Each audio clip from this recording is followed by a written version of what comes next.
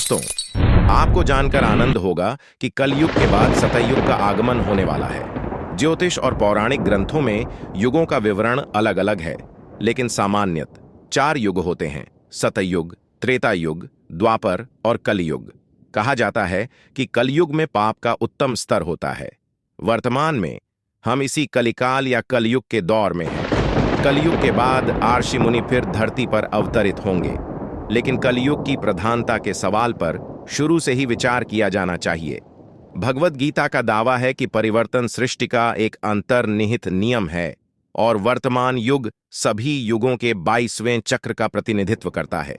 जिस प्रकार शरीर त्यागने के बाद आत्मा नया रूप धारण करती है और दिन के बाद रात होती है, उसी प्रकार युग भी एक निश्चित अवधि के बाद बदल जाते हैं। विष्णु पुराण के अनुसार कलयुग आएगा जब दुनिया की पाप की सीमा बढ़ जाएगी और लोग महसूस करेंगे कि अंधकार का युग शुरू हो गया है। कलयुग की शुरुआत महिलाओं के बाल कटने से होगी और युवा दिखने के लिए हर कोई अपने बालों को ढाई करेगा। जब बेटे अपने पिता से लड़ने लगेंगे और गृह कलह शुरू हो जाएगी, तो कल युग अपने चरम पर पहुंच जाएगा और ब्रह्मा और विष्णु एक हो जाएंगे।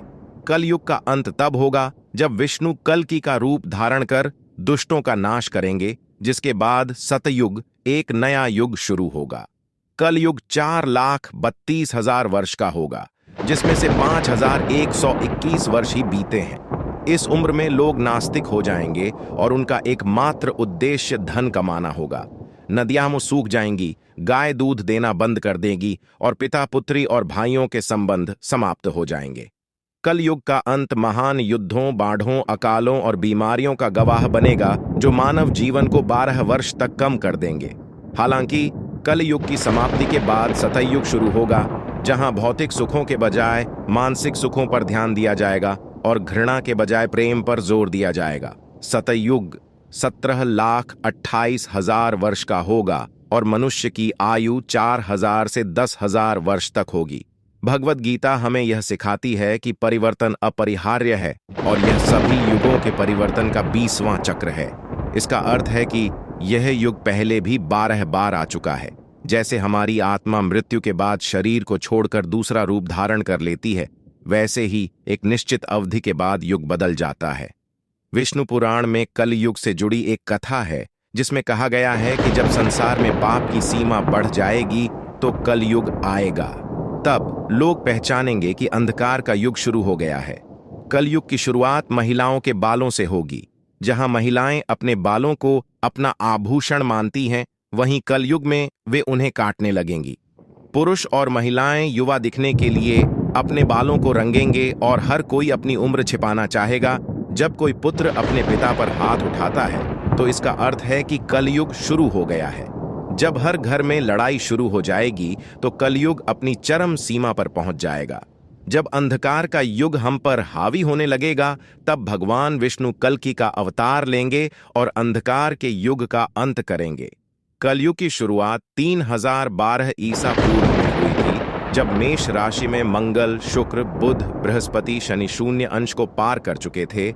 ब्रह्म पुराण के अनुसार कलयुग का अंत आ जाएगा और मनुष्य की आयु शुरू हो जाएगी, जो 12 वर्ष तक चलेगी। नदियां सूखने लगेंगी। पूजा कहने से मनुष्य धन के पीछे ही भागने लगेगा।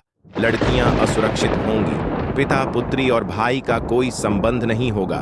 भाई अपने ही भाई के खून के प्यासे होंगे। जिनके पास पैसा है, वही इस युग के अंत तक शासन करेंगे।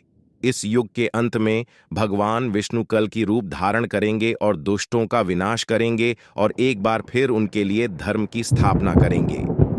शिव पुराण में कलयुग का उल्लेख इस प्रकार है: जब कलयुग बढ़ेगा, तब लोग गलत काम करने लगेंगे, दूसरों की निंदा करने लगेंगे और अपने धर्म को हड़पने की कोशिश करने लगेंगे। युग के अंत में मनुष्य नास्तिक बन जाएगा।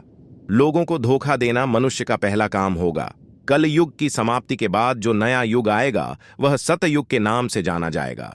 सतयुग 17,28,000 वर्ष का होगा और इस युग में मनुष्य की आयु 4,000 वर्ष से 10,000 वर्ष तक होगी। मनुष्य भौतिक सुखों के बजाय मानसिक सुखों पर जोर देगा और प्रेम ही एकमात्र ऐसी चीज होगी जिसमें घृणा के लिए कोई स्थान नहीं होगा। मनुष्य का सर्वोच्च ज्ञान फिर से स्थापित हो जाएगा। सतयुग में लोग आध्यात्मिक और नैतिक मूल्यों पर ध्यान केंद्रित करेंगे। लालच और भौतिकवाद को छोड़कर वे प्रकृति के साथ हमेशा मिलजुल के साथ रहेंगे। रोग और कष्ट कम होंगे और जीवन प्रत्याशा कल युग की तुलना में अधिक होगी। हिंदू पौराणिक कथाओं के अनुसार सतयुग के बाद त्रेता, द्वापर और फिर कल युग आएगा। यह चक्र लगातार चलता रहेगा और फिर एक नया चक्र आरंभ होगा। सतयुग में मनुष्य उच्च नैतिक मूल्यों पर आधारित सादा जीवन बिताएगा और आध्यात्मिकता से जुड़ा रहेगा। लोग ईश्वर को महसूस करेंगे और उनका ध्यान और आध्यात्मिक अभ्यास उन्हें उससे जुड़ा बनाए रखेगा। हिंसा या संघर्ष की जगह सभी शांति और सद्भाव में रहेंगे। सतयुग के बाद त्रेता युग आएगा जो 12,96,000 वर्षों तक चलेगा। इस युग में लोग भौतिकवादी गतिविधियों पर अधिक ध्यान देंगे और महत्वाकांक्षा और शक्ति की ओर उनका रुझान होगा। हालांकि उनका अभी भी आध्यात्मिकता के साथ एक मजबूत संबंध होगा और वे धार्मिकता के मार्ग पर चलेंगे। अगला युग द्वापर युग 8,64,000 वर्षों तक रहेगा। इस युग में लोगों में धन और भौतिक संपत्ति की अधिक इच्छा होगी और प्रौद्योगिकी और वैज्ञानिक प्रगति पर अधिक ध्यान दिया जाएगा। आध्यात्मिकता अभी भी मौजूद रहेगी, लेकिन यह प्राथमिक ध्यान नहीं होगा। अंत में द्वापर युग के बाद फिर से कल युग आएगा और चक्र फिर से प्रारंभ होगा। एक युग का अंत और अगले युग की शुरुआत सृष्टि का एक प्राकृतिक चक्र होता है जो हमें सिखाता है कि परिवर्तन अटल है।